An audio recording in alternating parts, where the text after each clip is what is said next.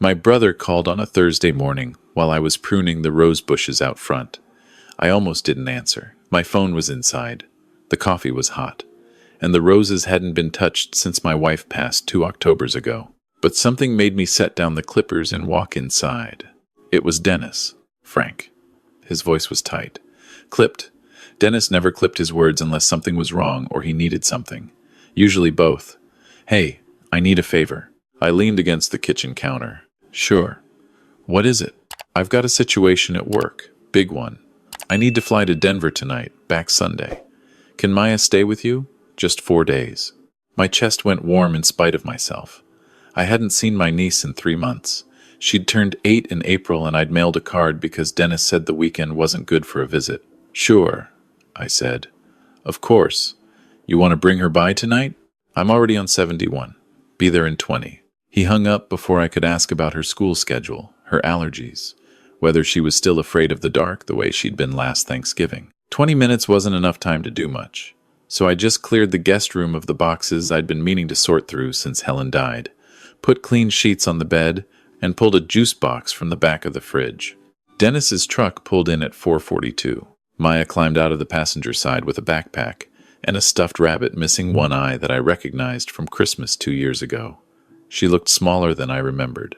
Kids usually look bigger every time you saw them. Maya looked smaller. Hey there, sweetheart. She walked to me and stood close, but didn't hug me. Just stood there, rabbit pressed against her chest. Dennis was already reaching back into the truck for her bag. I've got her clothes for 4 days. She knows the rules. He handed me the bag without making eye contact. Don't let her stay up past 8. She doesn't need snacks between meals. I looked at him. He had new lines around his mouth. Jaw set the way our father's jaw used to set. Dennis, come inside. Have coffee before you. Can't. Traffic. He ruffled Maya's hair once, perfunctory, like checking a box. Be good. He was back in the truck before she could respond, reversed out of the driveway without looking back. Maya and I stood on the front walk, watching the truck disappear around the corner. I looked down at her. She was looking at the space where the truck had been. You hungry? I asked. She shook her head. Didn't speak. That was fine. Some kids needed time. I grabbed her bag and led her inside. That first evening, she sat on the couch and watched cartoons while I made pasta. She ate maybe half a bowl, pushed the rest around. I didn't press it. Kids had off nights. I knew that from 31 years in pediatric emergency medicine. You couldn't force a child to eat, and you couldn't force a child to talk. You waited, and you paid attention to what they did instead. What Maya did was watch the kitchen doorway the entire time she sat at the table. Not the cartoons, not her food, the doorway, like she was waiting for something to come through it. I slept lightly that night. Friday morning, I made eggs, scrambled, the way I remembered she liked them, with cheese and a little too much butter, which Helen always said was my solution to everything. I set the plate in front of Maya and poured her a glass of orange juice and sat across from her with my coffee. She stared at the plate. Maya, you want toast with that? She didn't answer. Her hands were in her lap. She was looking at the eggs the way you might look at something you desperately wanted but weren't sure you were allowed to touch. Sweetheart, go ahead. Eat up. She reached out very slowly and picked up her fork. Then she stopped, put it back down. Something settled cold in my chest. I set my mug down carefully. Hey. I kept my voice gentle. Everything okay? She looked up at me. She had her mother's eyes, Dennis's first wife, who'd left when Maya was 3. Dark and careful, and older than they should have been. Uncle Frank. Yeah? Am I in trouble? I went very still. Why would you be in trouble? Her lip trembled. I didn't finish my dinner last night. I made myself breathe. Kept my hands loose on the table the way I'd trained myself to do in trauma bays when parents were watching and panic wasn't useful. You're not in trouble, I said. You're a guest in my house. Guests eat whatever they want, whenever they want. Okay? Brok send. She looked at the eggs again. Then she picked up the fork and she ate. Not the way a hungry child eats. The way a starving child eats. The fork barely made it between bites. She cleaned the plate and looked up at me with something on her face that wasn't satisfaction. It was relief. The kind of relief that doesn't belong on an 8-year-old at breakfast. I got up and made her more eggs. My hands were steady. 31 years in the ER teaches you to keep your hands steady. She ate those too. After, she went to wash up. I sat at the kitchen table and didn't move for a while. Outside, the neighbor's sprinkler came on. A car passed. Normal Friday morning in Columbus, Ohio. Inside my chest, something that had been dormant for 3 years was waking up. I was 63 years old. I'd delivered bad news to parents in hallways at 2 in the morning. I'd held children's hands while their bones were set, and I'd documented injuries that sent people to prison. I'd spent 31 years knowing the difference between a child who was clumsy and a child who was scared. Maya was scared. I went to my office off the hallway. The bottom drawer of my desk still had what I was looking for, a yellow legal pad, nearly full from the last years of my practice. I flipped to a blank page, wrote the date, Friday, September 12th, 8:24 a.m. Then I stopped and looked at what I'd written. I'd started a clinical note, without thinking, the way you do when your instincts take over from your conscious brain. I kept writing. Subject, Maya, female, age 8. Observed reluctance to initiate eating without permission. Visible relief upon being told food was available freely. Cleaned 2 full servings of scrambled eggs after initial hesitation. Did not leave any food on plate. Stated concern about being in trouble for not finishing previous night's dinner. I paused. Read it back. Then I wrote, brother's instruction upon drop-off. No snacks between meals. I set the pen down, walked back to the kitchen, refilled my coffee, looked at the empty egg plate on the table and thought about the way her hand had trembled reaching for that fork. I picked up my phone and called my son Thomas down in Austin. It was barely 7:30 there. He answered on the second ring anyway, because Thomas had always been an early riser, and also because I almost never called before 9. Dad? What's wrong?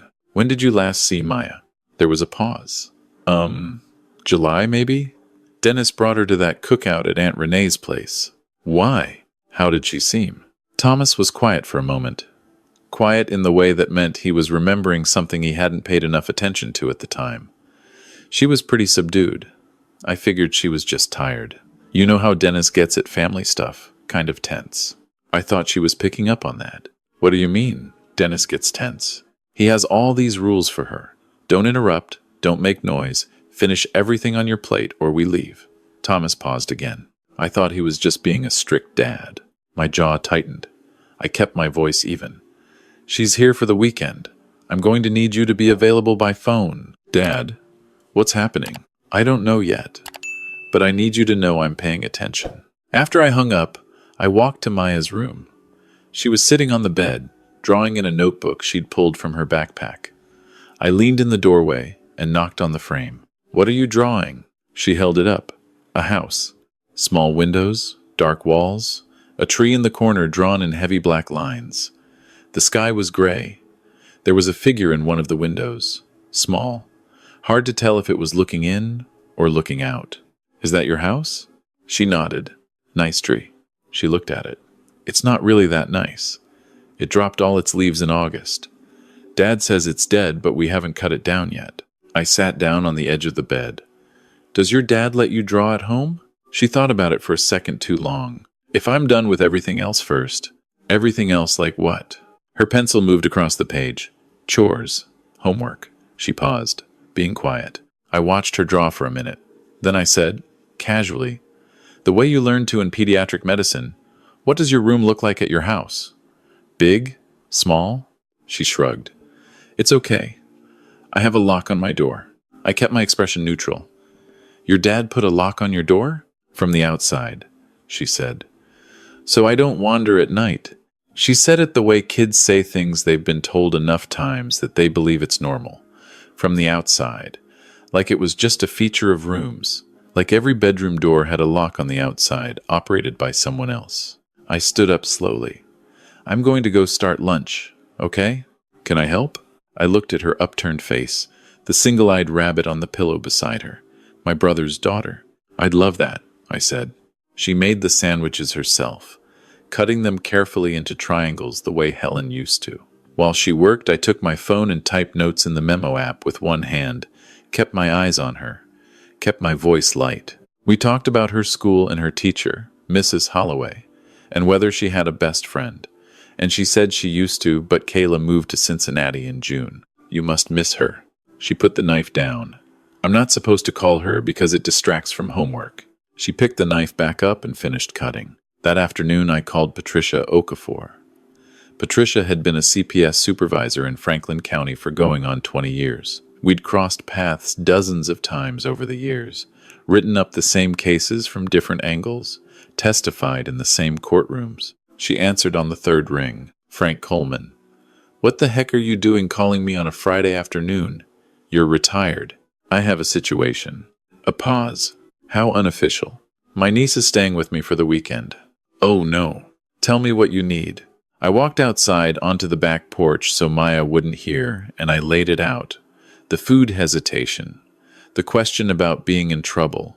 The lock on the bedroom door. Patricia listened without interrupting, which was how I knew she was taking it seriously. Patricia always interrupted when something wasn't serious. Frank, that lock. I know. A child's bedroom door locked from the outside at night is a red flag, even standing alone, combined with food-related anxiety. I know, Patricia. I know what it is. I need to know how to do this right. Document everything. Photos, if there are marks. Voice recordings, if she volunteers information. Do not push her. Do not ask leading questions. You know this. I know. I asked a bad question on day 2 and spooked her. Then you know not to do it again, she sighed. Frank, this is Dennis we're talking about. I know. You're going to set a fire in your family that won't go out. There's a child sleeping 30 feet from me who locks her sandwiches into triangles like it might be the last food she sees today. Silence on Patricia's end, long enough that I thought the call had dropped. Document everything, she said finally. And Frank, don't wait too long. Saturday morning, Maya woke up early. I heard her before 6, the quiet, careful movements of a child who'd learned not to make noise. And I got up and found her sitting at the kitchen table in her pajamas with her rabbit, not doing anything, just sitting there in the dark. I didn't make a big thing of it. Just turned on the light, made oatmeal, let her add the brown sugar herself, as much as she wanted. She added a lot. We sat together while it got light outside, and she told me about a book she'd read in 2nd grade, about a girl who could talk to horses. And I told her about a dog Helen and I had when Thomas was small. A beagle named Walter, who used to sit on the mail as it came through the slot and refused to move. She laughed. A real laugh. The first one I'd heard since she arrived. After breakfast, I got out my old Canon film camera from the hall closet. I hadn't touched it in years. Helen had bought it for me at an estate sale in 2011 as a joke, because she said the only thing I ever photographed was evidence, and she wanted me to learn to take pictures of beautiful things instead. I took pictures of beautiful things that morning. Maya in the backyard with the rabbit, Maya examining the bird feeder, Maya's hands cupped around a roly-poly bug she found under the porch step. I also photographed, as carefully and as naturally as I could, the bruise along her right forearm that showed when her sleeve pulled up as she reached into the garden bed. Finger-shaped, not fresh, a week old at least, faded to the particular yellow-green that I documented on intake forms more times than I could count. I excused myself to make lemonade and went to the office and wrote for 10 minutes straight without stopping. Saturday, September 13th, 10:47 a.m. Bruising observed on right forearm, dorsal surface, approximately 4 centimeters in length, consistent with adult grip. Coloring indicates injury occurred 7-10 days prior. Subject did not mention the injury and did not react when the arm was briefly visible. Lack of self-consciousness around bruising suggests subject has normalized its presence. My hands were steady. 31 years. That evening, she fell asleep on the couch during a movie, and I carried her to bed and stood in the doorway watching her sleep for longer than I should have. The bedroom door was open. No lock, no outside mechanism. Just a room with yellow walls and the window cracked 2 inches, and a kid sleeping with a one-eyed rabbit tucked under her chin. I called Thomas. She's scared of something, he said. It's all over her face if you know to look for it. I know. Dad, this is Dennis. I know that too. What are you going to do? Whatever I have to. Sunday morning I baked biscuits. Let Maya cut them out with the old biscuit cutter Helen had used for 40 years. We had them with butter and honey, and she ate 4 and looked happier than she'd looked since she arrived. And then Dennis's truck pulled into the driveway at 11:30, and all of that fell off her face like someone had wiped a wet cloth across it. She got her backpack, got her rabbit, stood by the door. I watched the transformation, watched her pull herself in, make herself smaller, quiet herself down. 8 years old and already an expert at becoming invisible on command. Dennis knocked twice and came in. Maya, you ready? She nodded. She do okay? He asked me without looking at her. She was wonderful, I said. Dennis, stay for coffee. I want to talk to... Can't. He had his keys out. Say goodbye. Maya turned to me. Thank you for having me, Uncle Frank. She'd rehearsed that. I could hear the rehearsal in it. Formal and careful, and nothing like the girl who'd laughed about the beagle named Walter. I knelt down and hugged her. Her thin arms came around me, and she held on for just a second longer than the goodbye required. Just 1 second. I straightened up. Dennis was already at the door. I'll call you this week, I said. Sure, he said, and they were gone. I stood in the kitchen for a long time. The biscuit cutter was still on the counter, a smear of honey on the edge. I went to my office and called Patricia.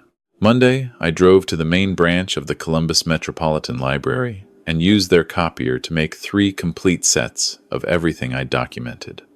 1 set for Patricia, 1 for a lawyer, 1 locked in my desk at home. Old habit from years of knowing that single copies of important things had a way of disappearing. Then I drove to the office of Ellen Marsh.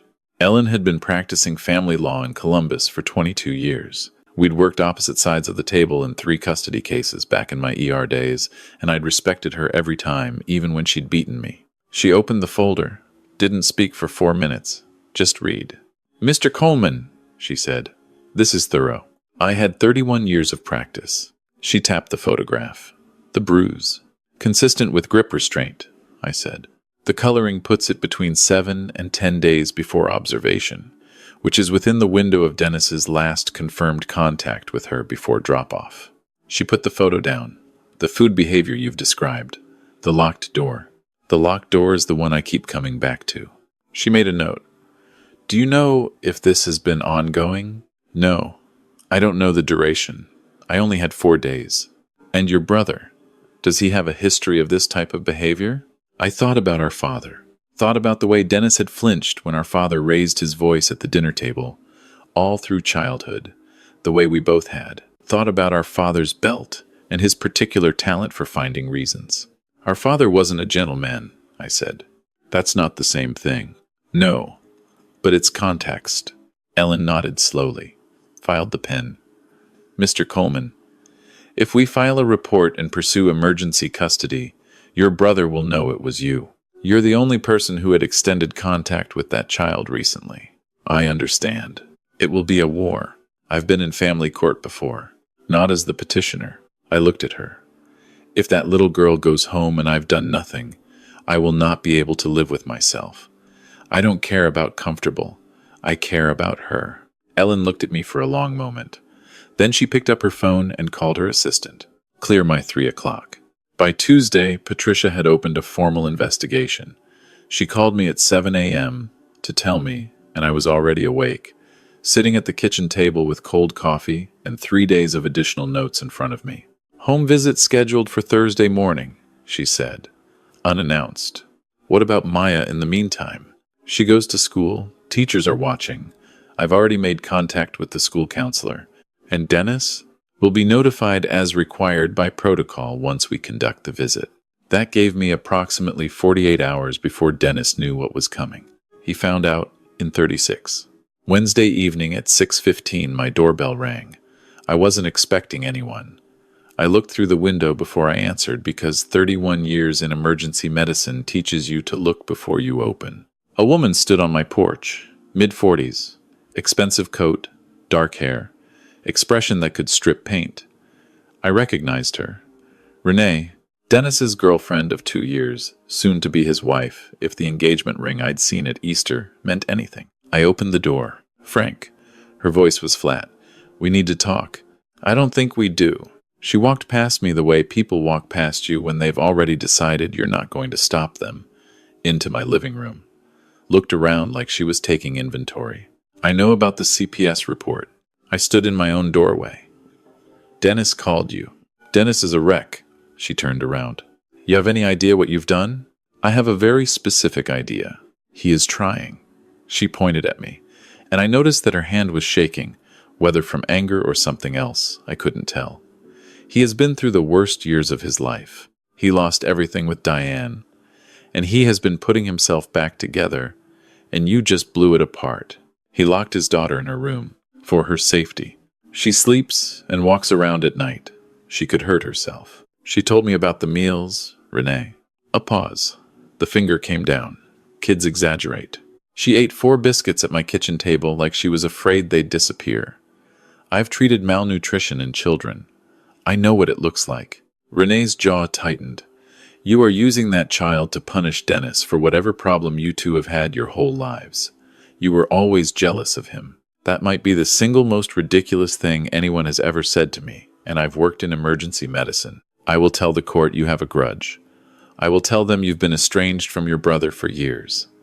That you barely know Maya. I will tell them. Tell them whatever you like, I said. I'll bring the photographs. She went still. The bruise on her forearm, I documented it, photographed it, had it reviewed by 2 colleagues still in practice. Consistent with grip restraint. That's a clinical finding, not a family grudge. Those could have come from anywhere. They came from a hand. The question is whose? Renee stood very still for a long moment. The heat was going out of her face and something else was coming in. Calculation. If you pursue this, she said quietly, you will not see that child again. Dennis will make sure of it. Dennis can try. She picked up her bag. I want you to think very hard about what you're doing. I have thought about nothing else since Friday morning. She walked to the door, stopped with her hand on the knob. You don't know the full story. I know enough of it. The door closed. I stood in the living room for a while. Then I picked up my phone and called Thomas. Dennis knows. What happened? Renee came to the house. Thomas was quiet for a second. What did she say? That I'd be cut off from Maya if I continued.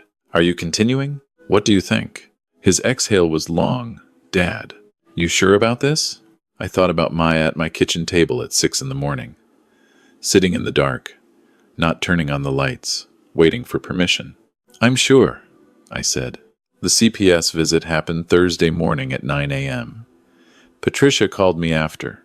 Her voice was clipped and professional, which was how I knew it was bad. The kitchen cabinets have combination locks. All of them except one which had cereal in it and about a dozen granola bars. I closed my eyes. Her bedroom door has a slide bolt on the outside. Recent installation. The hardware still has the sticker on the bottom. The room is sparse. 1 lamp without a shade. Books but no other toys visible. She has a hamper but no dresser that I could find. Patricia. Her weight, Frank. She's in the 15th percentile for her age. We've ordered a full medical evaluation. I also spoke with her teacher this morning. She's been bringing crackers to school, in her pockets.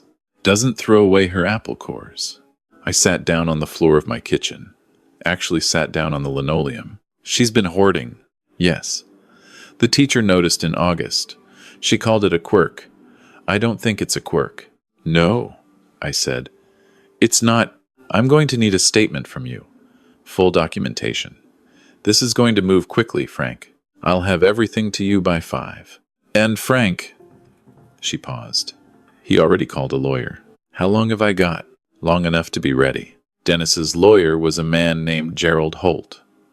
I learned this from my own neighbor, Carol, who had somehow, in the 3 days since Renee's visit, developed an information network of admirable reach. Carol was 71 and had lived across the street from me for 19 years and missed nothing. He's been making calls all morning, she told me on the porch Thursday evening. I heard Renee on the phone with someone from the bank. They're talking about money, refinancing something. Carol, I keep my window open, Frank. It's a free country. She was right, of course. And I wasn't above using what the free country offered. Gerald Holt filed a counter motion Friday afternoon. I was already in Ellen's office when she got the notification. She read it, said nothing for 30 seconds, then set the paper down. He's going for character. Your estrangement from Dennis. The age of your last contact with Maya before this week. He's going to argue you barely know the child, and this is a vendetta dressed up as concern. What else? He's also going to argue the bruise occurred during her time in your care. I looked at her. I know, she said. We have the timestamps on the photographs. We have my medical review. We have your documentation showing the discoloration was already fading upon first observation. It won't stick, but he's going to try it, and we need to be ready. What do we need? More witnesses. The teacher. The school counselor. Anyone who has observed Maya's behavior over time, not just this week. I called Thomas that night. He booked a flight from Austin for the following Thursday, 1 week before the hearing date the court had assigned, October 9th. I spent the next week making phone calls. Maya's teacher, a woman named Mrs. Holloway with 23 years in second grade and an expression like she'd been waiting for this call, agreed to testify. I've been writing things down, she told me. Since the beginning of the year, I didn't know what to do with what I was seeing, but I wrote it down, and I have photographs. She'd been photographing Maya's lunch bag, or rather the absence of one. Dennis didn't send lunch. Maya ate the free school lunch, same every day, and pocketed whatever she could fit in her jacket. There's a family in my class, Mrs. Holloway said, whose daughter has a nut allergy, and every morning the classroom aide checks bags for nuts. Maya's bag has never once had food in it, not in 8 weeks of school. The aide mentioned it to me in September. She thought maybe the family couldn't afford it. I started sending extra crackers home. Did Maya ever say anything? She said her dad said school lunch was enough and extra food made children soft. I wrote that down 4 times. The school counselor, a man named David Reardon, who looked approximately 25 years old but moved through the world with the weariness of someone much older, had already submitted a report to CPS through his mandatory reporter obligations. He gave me a copy of what he'd written up in mid-September, a week before Maya even came to stay with me. Observed food hoarding behavior. Child's self-description of meal structure at home, inconsistent with normal household norms. Attempted to contact guardian. Father returned call. Stated child was dramatic and imaginative. Dramatic and imaginative.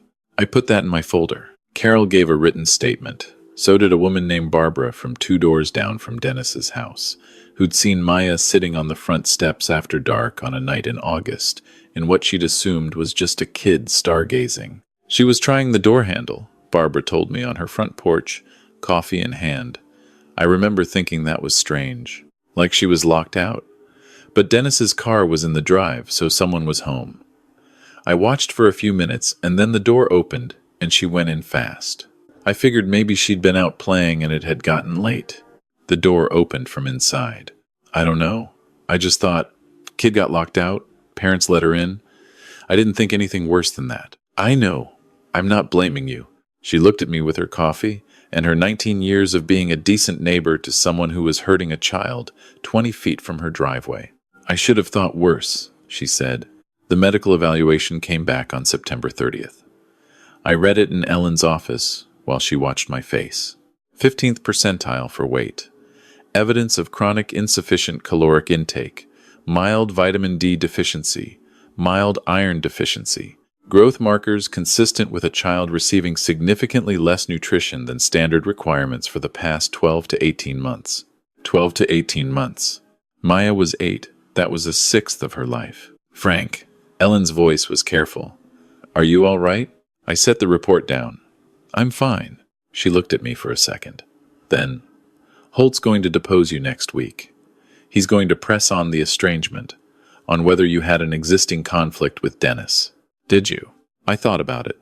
About Dennis and I as kids, sharing a bedroom in a house where quiet was survival and our father's moods were weather you tracked, the way farmers tracked rain. About the way Dennis had followed our father's example in everything, the posture, the jaw, the belt. About the way I'd gone into medicine, partly to fix things in a clinical setting because I couldn't fix anything at home. We didn't fight, I said. We just stopped being close. When? He married Diane. She was good for him. Then she left and he changed. That was 2019. And you kept your distance. I thought he needed space. I thought I stopped. I thought he was grieving. I thought the distance was him processing. I should have looked harder. Ellen nodded slowly. Don't say that on the stand. It sounds like guilt. Say instead, I noticed changes in my brother's behavior, and I respected what I believed was a need for privacy while he processed a difficult divorce. I looked at her. You're very good at this. I know. Gerald Holt's deposition lasted 2 hours. He was smart and precise, and found the gaps in my story the way a good surgeon finds the vein. He pressed on the 4 months between Dennis's divorce and my last visit. He pressed on why I hadn't asked more questions when Dennis dropped Maya off with so little information. He pressed on whether my medical expertise made me more likely to see pathology that wasn't there. I answered carefully, kept my hands still. 31 years. Did you believe your brother was abusing his daughter before this visit? Holt asked. I had no specific evidence of abuse before this visit. Did you have a reason to suspect it? I noticed Dennis had become more withdrawn and controlling in the years following his divorce. I had general concern, but no specific evidence. So you had no concrete reason to surveil your niece while she was in your home? I had every reason any responsible adult has. She was a child in my care. You photographed bruising on her arm. I documented a clinical finding. I'm a physician, a retired physician. You had no clinical relationship with this child. I had a family relationship with this child. Holt looked at me.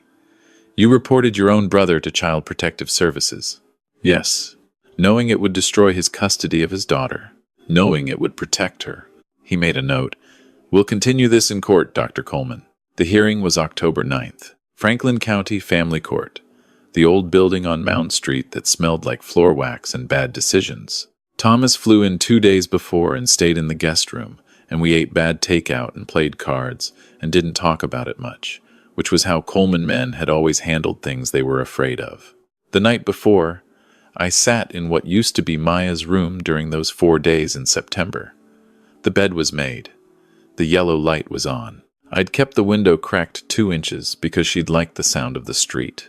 I held my phone, looked at the photos, her hands in the garden, her face over the biscuit dough, the single-eyed rabbit on the pillow. My phone buzzed. Unknown number. I almost didn't answer. Frank. It was Dennis. I stared at the wall. Please don't hang up. I'm not calling to fight. His voice was different than it had been in years. All the tightness was gone, and what was underneath was something raw and tired. Dennis, I need you to know something before tomorrow. I waited. I have been in therapy for the past 3 weeks. Since Patricia's visit, the therapist asked me to do something, and I said I couldn't, and then I did it anyway. She asked me to write down every rule I had for Maya and why I had it. He stopped. I heard him breathe. I wrote 4 pages. Frank, 4 pages of rules. And when I looked at the why column, every single reason was something our father said to me. Word for word. Things I swore I'd never say to my own kid. My throat was tight. I didn't know I was doing it. I swear to God I didn't know. I thought I was teaching her to be strong. I thought I was protecting her from being weak, like he always said. The way he said we were weak. Dennis, I know I'm not supposed to call you. I just needed you to know, before tomorrow, that I'm not going to fight it. What? Whatever the judge decides. If the judge gives you custody, I'm not going to fight it. She needs to be somewhere safe, and I can't guarantee right now that I'm that. He stopped again. I've been trying to be dad my whole life, and I thought it was strength, and it was just him, living in me, taking it out on her. I closed my eyes. Clint from therapy says it's generational, that it goes back further than him. He says if I do the work, I can break it. Then do the work. I'm going to. Dennis. Yeah. She asked about you. 2 days into the visit, whether you were going to be there when she got home from school. I'm telling you so you know she felt safe here. He made a sound that wasn't quite a word. Low and broken. Take care of her, Frank. Whatever happens. Take care of her the way she deserves. He hung up. I sat in the yellow room for a long time. The street outside moved through its ordinary night. A dog barked twice and went quiet. Somewhere a car radio faded past and disappeared. Some conversations stay private. Even between brothers, even in the middle of a war. The courtroom was ordinary. Brown carpet, fluorescent lights, the kind of acoustic ceiling that swallowed sound and turned everything muffled. Judge Catherine Welch had a reputation for patience and a shorter one for nonsense. She read the preliminary filings for 3 full minutes in silence before she looked up. Gerald Holt went first. He was precise and methodical and made the case for Dennis the way you make a case for a complicated client. Grieving father, difficult divorce, good intentions, gone sideways. He presented 3 character witnesses: a neighbor, a coworker, Dennis's pastor. All of them said the same thing. Good man going through a hard time. Then Ellen stood. She laid out the photographs one at a time. She played 12 seconds of audio from the recording I'd made in the kitchen Friday morning. Maya's small voice. "Am I in trouble?" Then Ellen said nothing for a moment and let it sit. Mrs. Holloway testified. She brought her written observations, and she did not soften them. The child has been hoarding food in her jacket pockets since the first week of school. In my 23 years of teaching, I have seen this behavior in children who do not have reliable access to food at home. I reported it. I was told she was dramatic. Dr. Reardon submitted his written report and then sat in the witness box and answered questions with the quiet precision of someone who had seen enough of the world to have stopped being surprised by it. Patricia testified about the home visit, the locked cabinets, the slide bolt. She was calm and factual the way you have to be in courtrooms when the facts are ugly enough on their own. Then Dennis took the stand. He looked smaller than I'd seen him look since we were children. He answered Holt's questions in a voice that was trying to stay steady and not quite making it. He used the words my attorney instructed me to use about the rules, the structure, and I could hear the instruction in it the way I'd heard it in Maya's goodbye to me. Then Ellen stood. "Mr. Harrison," she said, "your daughter asked her uncle if she was allowed to eat. Can you explain that?" Dennis's hands tightened on the arms of the chair. She was tested on her homework the night before and didn't do well.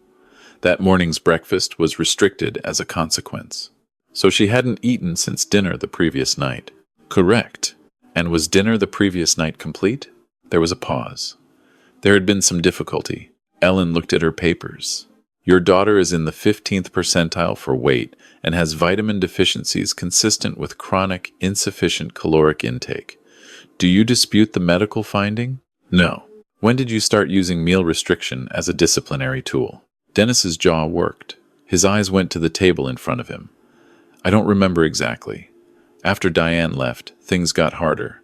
I needed her to take things seriously. Did it work? The courtroom was very quiet. No, he said. Did your father use meal restriction as discipline when you were a child? Dennis's head dropped. Holt said, "Objection, relevance." And Judge Welch said, "Overruled," and the room went still again. Mr. Harrison? Yes. His voice was barely above a whisper. Yes, he did. Ellen set her pen down. No further questions. Dennis's shoulders were shaking. He didn't cover his face. He sat in the witness box with his hands flat on the railing and his eyes wet, and he did not look for sympathy from anyone in the room, which was the most dignity I'd seen from him in years. I learned this from him, Dennis said. It wasn't even a question or an answer to anything. He just said it into the room. And I told myself I was doing it differently. But I wasn't. Judge Welch let the room hold that for a moment before she called a short recess. In the hallway, Thomas sat next to me on a wooden bench. He put his hand on my shoulder and didn't say anything. I was glad he didn't say anything. After recess, Maya gave her testimony in a closed session with a forensic interviewer. We heard the audio feed in a side room. Ellen's hand found my forearm and squeezed once when Maya described the cabinet locks, and I focused on keeping my breathing even. When she was asked if she had ever felt safe, she said, "At Uncle Frank's house." 3 words. I felt them in my sternum. Judge Welch deliberated for 5 days. The ruling came on a Friday, which seemed appropriate for a week that had started on a Friday 6 weeks earlier with biscuit dough and a borrowed rabbit. The courtroom had the same brown carpet and the same muffled silence. Thomas sat behind me. Ellen sat beside me. Across the aisle, Dennis sat alone. Renee had not come, and Gerald Holt sat close enough to the edge of his chair that it seemed like he might tip off it. "I have reviewed all testimony and submitted documentation," Judge Welch said. "I find that the child, Maya Harrison, has been subjected to systematic food restriction, physical confinement, and an environment of fear-based discipline that has resulted in documented malnutrition and significant psychological distress. These findings are clear and are not disputed by the weight of evidence." She looked at Dennis. "Mr. Harrison, your willingness to acknowledge the harm you've caused and your engagement in therapeutic services are noted. They do not change what happened. They may change what happens next." She folded her hands. "I am granting temporary full custody of the minor child to Dr. Frank Coleman, effective immediately. I am ordering supervised visitation for Mr. Harrison contingent upon continued therapeutic engagement. This arrangement will be reviewed in 6 months. At that time, with demonstrated progress in treatment, we may consider graduated unsupervised contact." The gavel came down. Thomas made a sound next to me, something small and relieved. I didn't move for a moment, just sat with it, the weight of it, the relief of it. The knowledge that I was 63 years old and had a guest room with yellow walls and a child coming to live in it who still flinched when doors opened too fast. Ellen put a hand on my arm. "Frank, it's done." "It's not done," I said. "It's starting." Maya moved in on a Saturday with 2 bags and a box of books and the rabbit, who had acquired a name I hadn't known before. Gerald. I would not tell Gerald Holt this. Some things were private. She stood in the hallway of my house with her box of books and looked around the way you look at a place you've been told you're staying but don't quite believe yet. I showed her the room, the yellow walls, the window cracked 2 inches. "You can put things on the shelves if you want," I said. "This is your room. You can make it look however you want." She looked at the shelves for a long time.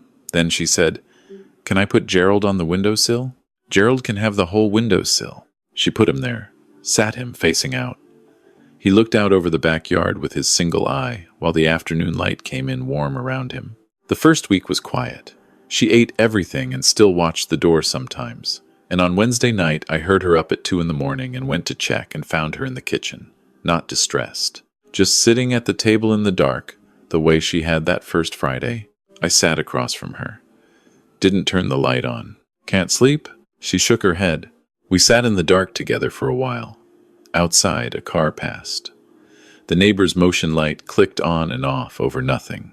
"Uncle Frank." "Yeah." "Are we going to have biscuits again sometime?" "Yeah. Whenever you want." "Can we have them for breakfast? Like, as a regular thing? Not just for a special occasion?" I thought about that. "They can be a regular thing," I said. "Nothing about biscuits requires a special occasion." She considered this with the gravity of someone accepting a new constitutional amendment. "Okay," she said. Then she went back to bed. The food hoarding I found on week 2. A Ziploc of crackers under the nightstand. 2 granola bars in the pocket of her winter coat, which was already hung in the closet because it was barely October. An apple core wrapped in a napkin in the back of her sock drawer. I didn't take them, didn't mention them, just made sure the kitchen was always stocked. Left a small basket on her dresser with crackers and dried fruit and told her it was a snack basket for her room in case she got hungry at night.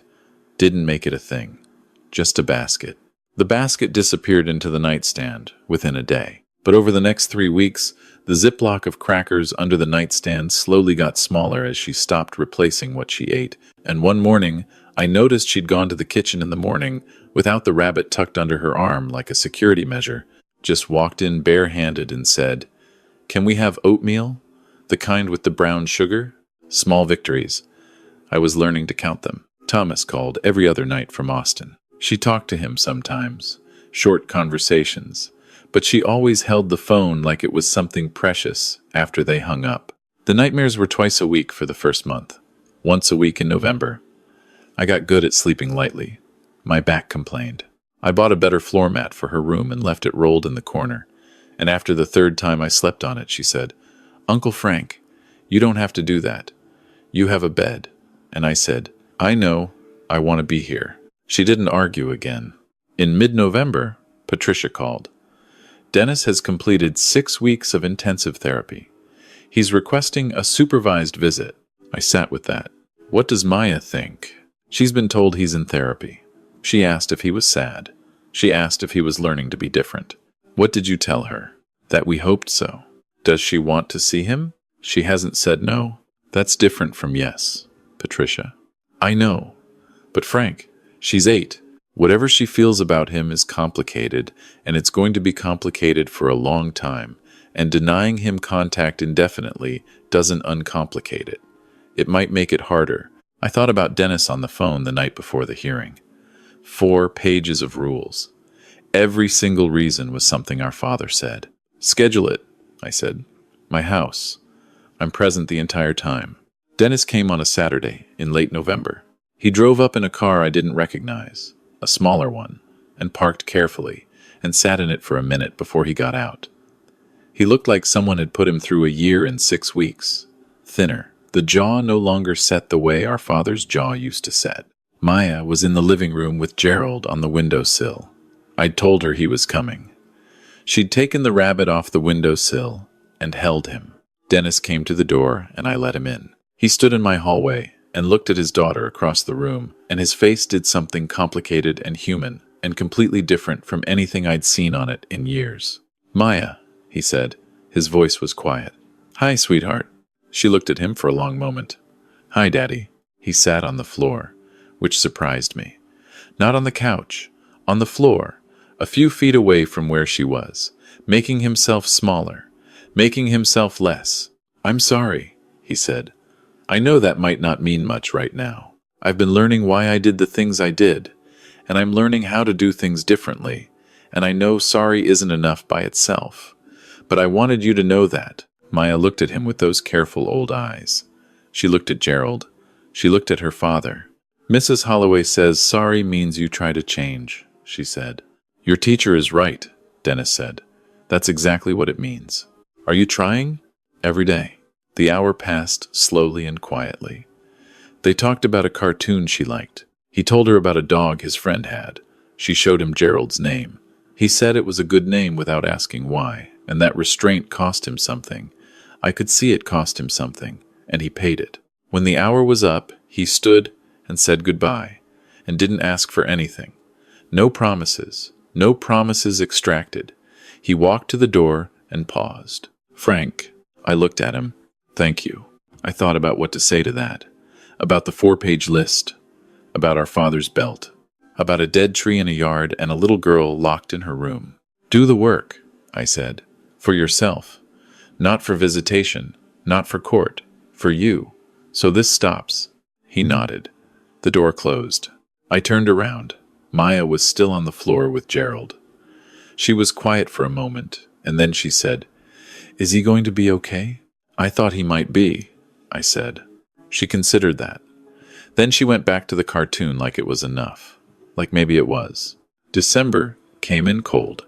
I raked leaves and Maya helped badly, and we made hot chocolate and drank it on the porch while Carol waved from across the street. We made biscuits on 3 separate Saturdays, which had quietly become a regular thing that required no special occasion. The basket on her dresser still held crackers, but she'd started leaving the Ziploc bags in the kitchen instead of hiding them in her room, and I took that as a kind of progress that didn't need to be named. On a Tuesday evening in mid-December, I was washing dishes when Maya came in from the living room and stood in the kitchen doorway, in the way kids stand when they want to say something and aren't sure how. Yeah? I said. She came in and sat at the table. Uncle Frank, can I ask you something? Of course. She turned Gerald over in her hands. Why did you do all of this? I turned the water off and dried my hands and sat across from her. Because you're my niece, I said. But you hadn't seen me in a long time. That was my mistake. She looked at me carefully. But how did you know, she said, that something was wrong? How did you know from just breakfast? I thought about that, about the fork trembling, about relief on the face of an 8-year-old. I've spent a lot of years paying attention to children, I said. I got good at it. And you are very easy to care about. She looked down at Gerald. He looked back with his one eye. I wrote a letter to my teacher, she said, for a thank you project. I wrote one to Mrs. Holloway and one to Mr. Reardon, and I wrote one to you. She reached into her pocket and set a folded paper on the table between us. Purple crayon. I could tell from the edge. I didn't touch it. Whenever you want me to read it, I said. You can read it now. I picked it up, unfolded it. The handwriting was careful and slightly crooked, and in the particular earnest cursive of a second grader trying very hard. Dear Uncle Frank, thank you for making eggs. Thank you for not being scary. Thank you for the basket. Thank you for the biscuits. I feel safe here. Love, Maya. P.S. Gerald says thank you too. I folded it back up. My throat was tight. Tell Gerald he's welcome, I said. She smiled. First a small one, then the real one. The one like the laugh about the beagle named Walter. I set the letter on the counter next to the dish rack. Outside the kitchen window, the December dark came early, and the neighbors' lights were on, and the street was ordinary and quiet. Tomorrow would have its own complications. The 6-month review was coming, and Dennis was doing the work, and there would be questions about what came next, and I was 63 years old with a bad back and a floor mat in the corner of the guest room and a basket of crackers that was slowly becoming less necessary. But tonight the biscuit cutter was on the counter where she'd left it after Sunday, and Gerald was on the kitchen table, and my niece was sitting across from me in the warm light, and when I asked if she wanted hot chocolate, she said yes please without hesitating. Not, am I allowed? Just yes.